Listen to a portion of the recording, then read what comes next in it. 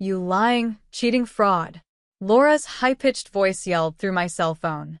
I stared in shock at the unknown number on my screen. I was frozen, standing on the carpet in my living room. Excuse me? I finally said, completely stunned by the angry outburst from my husband's sister, Laura, a person I barely knew. Don't play dumb with me, she continued. I have proof you stole over $300,000 from my father's company. Did you really think you'd get away with it? I slowly sank to the floor as her accusations kept coming, my heart pounding. Stolen money? What was she talking about? I tried to make sense of her words. Yes, I'd been helping my father-in-law Adam with his struggling financial business lately since I'd married Scott 5 months ago. But steal money? Laura, I honestly don't know what you're talking about, I said, my voice pleading. There must be a mistake. She cut me off sharply. Oh, I understand just fine. And if you think you're going to get away with this, you're dead wrong. I'm calling my lawyer and the police. You're going to pay for this. She hung up. I stared at my phone, stunned. Laura's words echoing in my mind. Embezzlement? Police? It didn't make any sense. Why would she think I'd do something like that? My hands were shaking as I tried to call Scott, desperate to make sense of all this. But his phone went straight to voicemail. I remembered, with a sinking feeling, that he was away on a business trip. I was on my own, facing Laura's wild accusations. For the next hour, I paced around the house, feeling a mix of fear and confusion. I knew I hadn't done anything wrong, but I had no idea how to prove it, or why Laura was coming at me like this. We barely knew each other. Why would she target me? Soon, my phone buzzed with a text from Scott's cousin, Rachel. She asked if I was going to Adam's 83th birthday barbecue that weekend. My heart sank even more. If Laura wanted to accuse me of stealing, what better place to do it than in front of the entire family? I thought about staying home, avoiding the possible public humiliation. But I knew hiding would only make me look guilty. I had to stand up to Laura and her wild accusations, for myself and for my marriage. That Sunday, my hands were still shaking as I got dressed for the party. I chose a simple navy dress, not wanting to give Laura any extra reasons to attack me. As I drove to Adam's big estate, my nerves grew, but I refused to let fear take over. I had done nothing wrong, and I was determined to make Laura see that, even if it meant facing her in front of the whole family. The party was already in full swing. When I arrived, Adam's face lit up as he saw me, and he pulled me into a warm hug. Emma, so glad you could make it, he said cheerfully. Can you believe I'm this old? I managed a small smile, wishing I could actually enjoy celebrating with him. But out of the corner of my eye, I saw Laura across the lawn, watching me with a smug look. My stomach tightened. This was it. Time to face her. Taking a shaky breath, I gathered my courage and walked straight toward her. As I approached, Laura raised an eyebrow, her expression cold. Before I could say anything, she grabbed a microphone from a nearby table, tapping it loudly to get everyone's attention. Sorry to interrupt, but I have an important announcement about the guest of honor's daughter-in-law, she said, her voice loud. People turned to look, curiosity and surprise on their faces. Emma here, she continued, glaring at me and pointing for everyone to see, has stolen over $300,000 from the family. The crowd gasped. I stood there, frozen, my mouth open as all eyes fixed on me with disbelief and suspicion. My heart was racing, pounding in my ears. Laura, what is going on? Scott demanded, rushing over to stand between us. I blinked, grateful tears filling my eyes at the sight of my husband, though he looked confused. Yeah, what's going on, Laura? Someone else called out, and a nervous murmur spread through the guests. My knees felt weak as I held onto Scott's hand like a lifeline. Laura raised her hands, her gaze icy. I got a notice from the bank last week, she said. When I looked into it, I found transfers from the company account straight into Emma's personal account. That can't be true, I said to the crowd, finding my voice. I would never steal anything, especially not from family. Oh, really? Laura sneered. Because I have bank records that show otherwise. She waved some papers in the air, and I felt the blood rush in my ears. This couldn't be happening. Scott squeezed my hand, his brows furrowed. Clearly, there's some kind of mistake. Let's sit down and look at these records. I'm sure Emma can explain. A mistake? Laura shot back. You believe your wife over your own sister? The proof is right here. She held up the papers as angry whispers filled the crowd. My eyes filled with tears. Was Scott starting to doubt me too? Hey, let's not jump to conclusions before we have all the facts. Our cousin Walter spoke up, trying to keep things calm. Some family members nodded, agreeing, saying maybe it was a bank error. The bank didn't take $300,000. She did. Laura yelled, pointing at me. A few relatives nodded, giving me suspicious looks. Humiliated, I felt the tears spill down my cheeks. This couldn't be real. Just then, Adam stepped forward, leaning heavily on his cane. Though he looked frail, his voice was strong.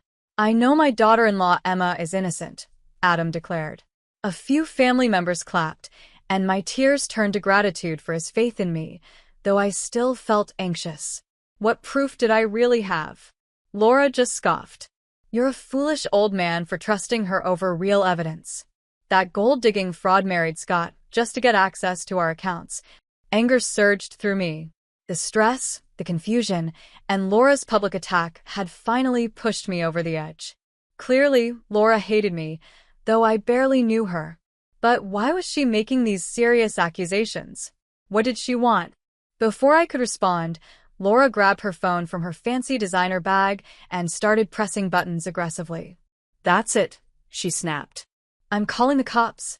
Fear and adrenaline rushed through me. This had gone too far. Just then, Scott stepped in and grabbed her phone, ending the call before she could finish. Laura's mouth dropped open in shock, and the crowd fell silent. I think we all need to pause and calmly look at the facts, Scott said steadily, though I noticed a slight tremor in his voice. He pulled me close, and I held on to him, trying to hold back my sobs.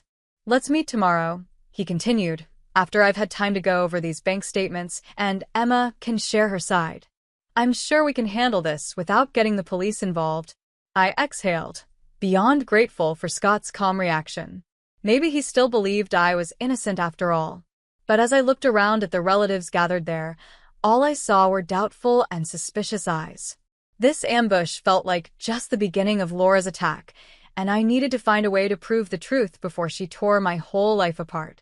The next few weeks dragged by in slow motion. Laura's public accusations had started rumors that followed me everywhere I went. At the hair salon, the grocery store, even with our neighbors, everyone gave me uneasy glances. At home, tension filled the air. Scott buried himself in piles of financial records, trying to find answers to the strange transactions Laura had pointed out. I could tell he was struggling with doubt whenever he looked at me. For now, we were living in Adam's large house to care for him since he had been diagnosed with cancer. But being under the same roof as Laura made me feel worse every day. She took every chance she could to insult me, even slamming doors in my face. I jumped whenever I heard her voice echo down the long hallways. The constant conflict seemed to wear on Adam's health, and soon he stopped coming out of his room altogether. One evening, as I was preparing his dinner tray, I heard Laura's loud voice from the hallway. I froze, a glass of orange juice in my hand. Emma clearly tricked you into putting her name on your will and giving her power over your health care, Laura was saying. She's just trying to control your money while you're weak from chemo. My mouth dropped open in shock. Was she now accusing me of taking advantage of my father-in-law's illness? Laura, must you always assume the worst about Emma? Adam replied, sounding exhausted. I asked her to help me get my affairs in order, because I trust her. You're making a huge mistake, trusting that greedy liar over your own family, Laura shot back. I couldn't hold back any longer. I marched down the hall, anger bubbling over. I set the tray down hard on the table, some juice spilling over the edge. How dare you question how I care for Adam? I said, my voice trembling. I've done nothing but dedicate myself to this family. It's low, even for you. Laura straightened, standing a few inches taller than me, but her attitude made her seem much bigger. Her eyes were fierce. You wormed your way into this family with those innocent eyes and sweet words just to get your hands on Adam's fortune, she hissed, stepping closer. But you won't succeed while I'm here to protect what's rightfully mine. Suddenly, it all made sense. This wasn't about me. It was about her wanting to secure her own inheritance. Anger and frustration rose in my chest. So that's what all this is really about. I demanded. You're just trying to get Adam's money by discrediting me? Laura scoffed. It's only discrediting if it's a lie. Go ahead, play the victim. Let's see who Adam believes when I show him proof of those late-night cash withdrawals going straight into your shopping sprees. My hands clenched at my sides. I had to stop this before things got worse. You planted fake evidence to make me look guilty, so you could take control, I accused. Just admit that this is all a setup before you do any real harm. Laura stepped closer until I could smell her floral perfume, her glare icy and intense. The only harm being done is you bleeding my family dry with your lies. But don't worry, she said, her voice cold. I will expose you if it's the last thing I do. I will, she vowed, her cold conviction sending a chill down my spine. She swept out of the room before I could say anything to defend myself. I sank into a chair, my heart pounding. This made it clear. Laura wouldn't stop her personal vendetta until she got what she wanted. I had to act fast to protect myself and Scott, but I feared her lies had already caused too much damage. The web she spun felt too thick to break through. If I didn't find a way to clear my name soon, I might lose everything. Clenching my fists, I knew I couldn't let Laura win. Over the next week, I felt restless, unable to shake Laura's threat. Her lies seemed to be strangling my marriage and my peace of mind. I had to fight back. Late one night, after everyone else had gone to bed, I crept into Adam's dusty home office. Moonlight streamed through the windows as I searched through the heavy wooden desk.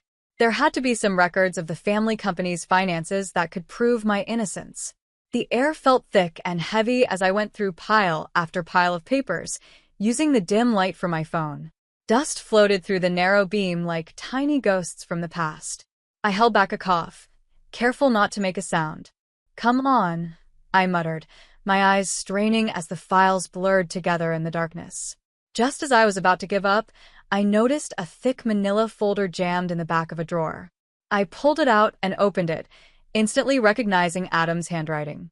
These were records of financial transfers related to an offshore account set up as a tax shelter.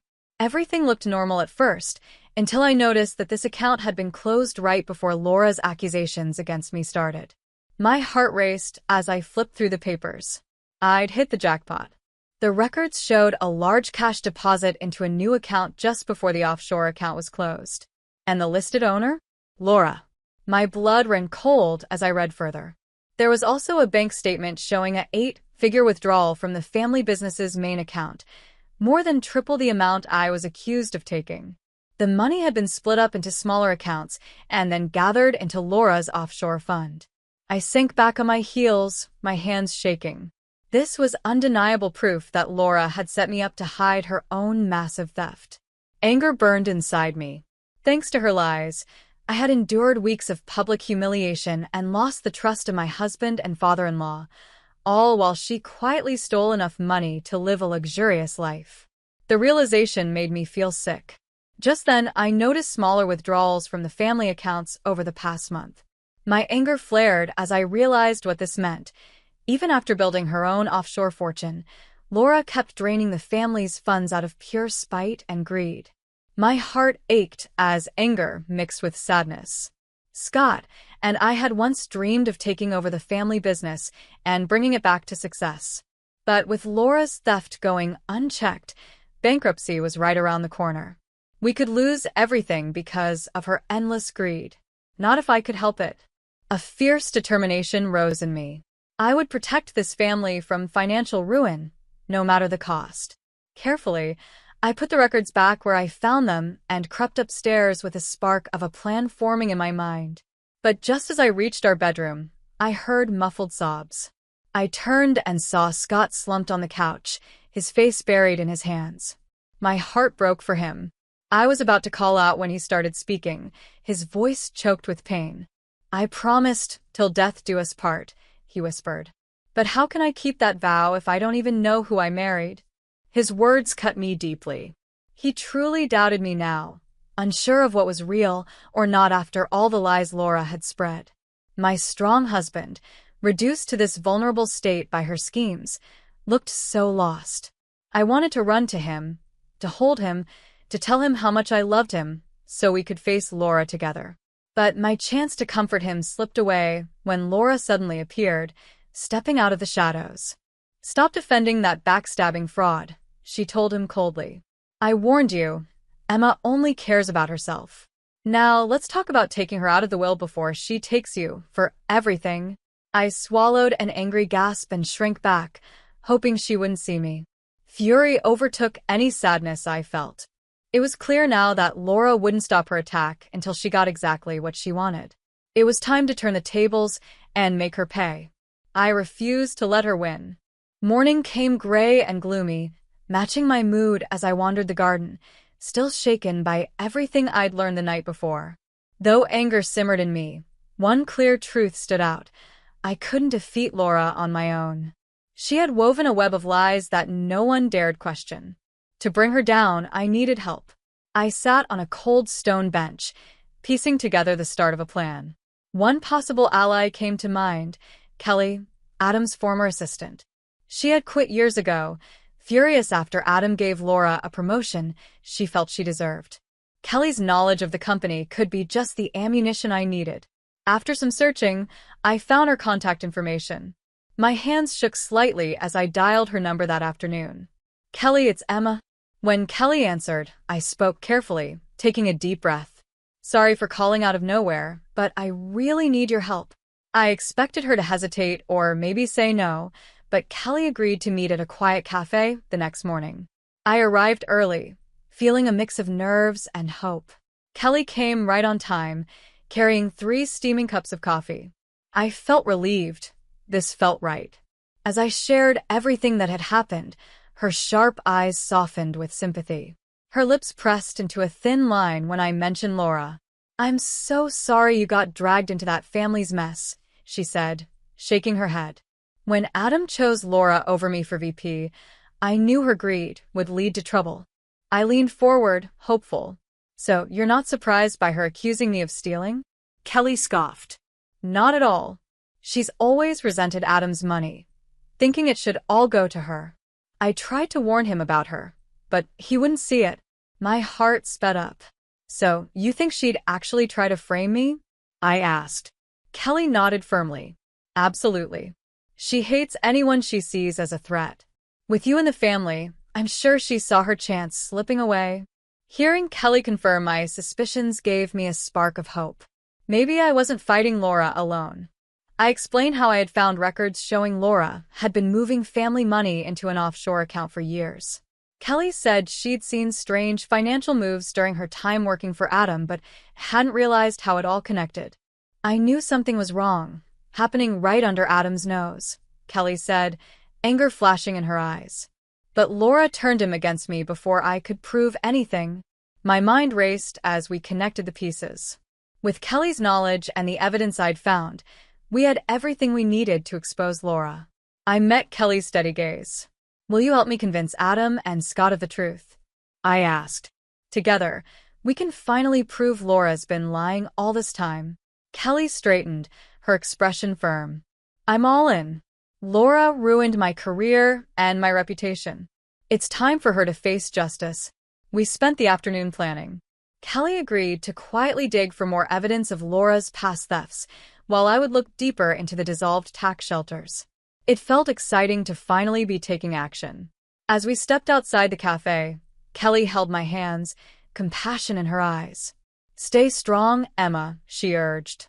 "With patience, the truth will come out. You'll clear your name. I'm sure of it." I blinked back grateful tears and hugged her. With Kelly on my side, the future didn't seem quite as dark. I didn't have to face Laura's torment alone anymore. With new strength from my partnership with Kelly, I drove home, head held high, refusing to shed another tear over Laura's schemes. She may have woven an elaborate web to ruin me, but together, Kelly and I would gather the proof to tear her lies apart. Justice would soon prevail. In the following weeks, Kelly and I quietly collected evidence. She found financial statements showing strange transfers that started right around the time of Laura's promotion.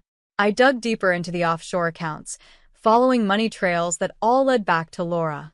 Piece by piece, we built a case that proved Laura had been embezzling funds while acting as if everything was legitimate, all to fund her luxurious lifestyle. At the same time, she tried to remove me, the one person standing in her way of complete control. With stacks of records ready, Kelly and I decided to confront Laura and Adam at the upcoming board meeting. It was time for a showdown. That morning, I dressed carefully, choosing a polished sheath dress as my armor for the battle ahead. Kelly met me outside the conference room, her files in hand, and her eyes full of purpose. "Readies?" I asked with a confident smile. She squeezed my arm, encouraging me. We entered the room together, standing strong side by side. I met Laura's glare across the table, refusing to look away. For a moment, surprise flashed across her face as she saw her old rival, Kelly, but she quickly covered it with a smug smile. "Kelly, what an unexpected surprise," Laura said with fake sweetness. "I thought we said goodbye years ago." I invited her. I cut in smoothly, enjoying the way Laura's smile faltered. I wanted reliable witnesses for this conversation. Laura's eyes narrowed as curious whispers filled the room. Adam tapped his gavel. "Let's begin, shall we?" Oblivious to the tension, he ran through the regular agenda items. I barely listened, keeping my focus on Laura, who fidgeted with her flashy jewelry, probably assuming I'd brought Kelly for emotional support. She would soon learn differently. Finally, Adam finished with the budget approvals. "Any other items before we close?" he asked, glancing around. I exchanged a look with Kelly, gathering my courage. "Showtime." "Yes, actually," I said, my voice clear in the sudden silence. All eyes turned to me as I stood, smoothing my skirt and stepping forward with steady confidence. Kelly handed me a document, and I held it up for the group. "As you can see in this financial statement from a now-dissolved offshore account, large amounts of money have been missing from the family company over several years." A murmur rippled through the room as everyone leaned in. I continued, laying out each transfer record, holding nothing back. Piece by solid piece, we exposed Laura's long scheme, an elaborate setup that stretched back over a decade. By the time I placed the final document on the table, the room was silent. You could hear a pin drop. I looked around, feeling vindicated as I saw the shocked and horrified faces of everyone there. But Laura only scoffed, breaking the tense silence. "Really, Emma," she sneered. "Blaming me to cover up your own crimes is just sad." My anger flared. How could she still pretend to be innocent when all the evidence was right in front of her? But before I could speak, Kelly gave me a small shake of her head, reminding me to stay calm. She was right, I needed to keep my composure to make this case stick. I folded my hands calmly. The proof is all here. Kelly and I traced every withdrawal, every transfer, all with your signature. Laura used to drain family funds. I fixed her with a cold stare. "The only question is why, and how much more you would have taken before bankrupting us all." A tense silence filled the room. I caught a flicker of doubt in Scott's expression, and others around the table looked too stunned to speak. This was my one chance to expose Laura fully.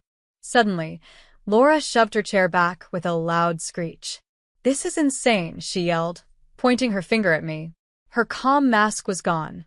"This liar went snooping through private records to frame me, and you're all just going along with it?" She turned to Adam, her face twisted with desperation. "Father, please. You have to see reason." "No," Adam's voice boomed, startling us all. He stood slowly, his knuckles white as he gripped the table's edge. When he looked up, his eyes blazed with anger, all signs of frailty gone. "It's you, Laura, who has lost all sense of reason." His voice was strong, filled with conviction. "The evidence is clear. You've betrayed this family's trust for the last time." Laura's mouth opened and closed, stunned and desperate. She looked around the room, as if searching for anyone to back her up, but her lies had finally caught up with her. She no longer looked like the powerful woman she tried to be, just someone caught, with nowhere left to hide. "You can't actually believe this setup," she shouted, her eyes darting between us. But her confidence was gone, replaced by panic. Adam's voice cut through her protests like steel. "The proof shows your guilt, Laura. You drained the company's funds to fuel your own selfish spending, thinking no one would notice. But justice doesn't sleep forever." "But I was protecting our future," Laura cried, pointing a trembling finger at me. "This so-called innocent was bleeding us dry behind your back. I had to take control. By robbing us blind?" Adam thundered back. I jumped, shocked by Adam's rare fury. He stepped toward Laura, who shrank back against the wall. "Your pride and greed have gone too far, but this ends now," he shouted, his anger clear. "You are hereby stripped of all authority in this company, effective immediately." A ripple of surprised murmurs filled the room, and my heart raced as his words sank in. We did it. We finally exposed Laura's lies, and she would face consequences at last. Laura's face turned pale, and for a split second, I almost felt sorry for her. But then I remembered the weeks of pain and humiliation I'd endured because of her lies. No, she deserved this. Justice was finally being served. Suddenly, Laura erupted again, her voice full of rage as she turned to the group. "You fools," she yelled. "That backstabbing fraud has tricked you all because she wants what's rightfully mine." She jabbed a shaking finger at Kelly and me. "These greedy liars set me up out of pure spite, and you believed every word." She looked desperately toward Scott. "Surely you won't let them tear apart our family, brother," she pleaded. "You know I'd never betray you like this." All eyes turned to Scott, who just sat there, his jaw clenched tightly as he looked at Laura like he didn't recognize her. I held my breath, realizing that, even though the truth was out, Scott's trust in me still felt fragile. If he chose to believe Laura now, her lies could still break us apart. After a long pause, Scott slowly stood. Laura's eyes widened with hope as the room held its breath. Then, Scott stepped toward me, his face full of resolve. He took my hands gently in his, and behind him, Laura let out a defeated gasp. "Forgive me for ever doubting you," Scott said, regret clear in his eyes. "Today, you showed more honesty and loyalty than my own sister ever has." Overwhelmed with relief, I let out a small sob, and Scott pulled me into his arms. I clung to him, tears streaming down my face, as the room filled with approving murmurs. Out of the corner of my eye, I saw Adam place a grateful hand on Kelly's shoulder, and she gave a small, satisfied smile. The tender moment was broken by Laura's furious scream. "You spineless fools. I sacrificed everything for this family." She grabbed wildly for a paperweight on the desk. I quickly pulled Scott behind me, but before Laura could throw it, 3 security guards rushed in, called by the receptionist after overhearing Laura's meltdown. They grabbed her as she struggled and screamed, hurling threats and insults. We all stood frozen, watching as Laura was dragged out in handcuffs, her makeup smeared, and her face twisted with rage. The heavy doors closed behind her, sealing her fate. A stunned silence filled the room. It was finally over. I felt my heartbeat slow as a deep sense of relief washed over me. I turned slowly to Scott, feeling joy and gratitude rise inside me like a healing balm. With Laura gone, justice served, and the family reunited, the future looked bright for all of us. In the weeks after Laura's dramatic fall, the family business slowly began to recover. With Laura out and the stolen funds returned, hope grew for a prosperous future. As more details about Laura's schemes came to light, I felt sickened. Not only had she secretly taken large amounts into private accounts, but she had also taken out huge loans in the business's name to fund her luxury lifestyle. No wonder the company had been on the edge of ruin.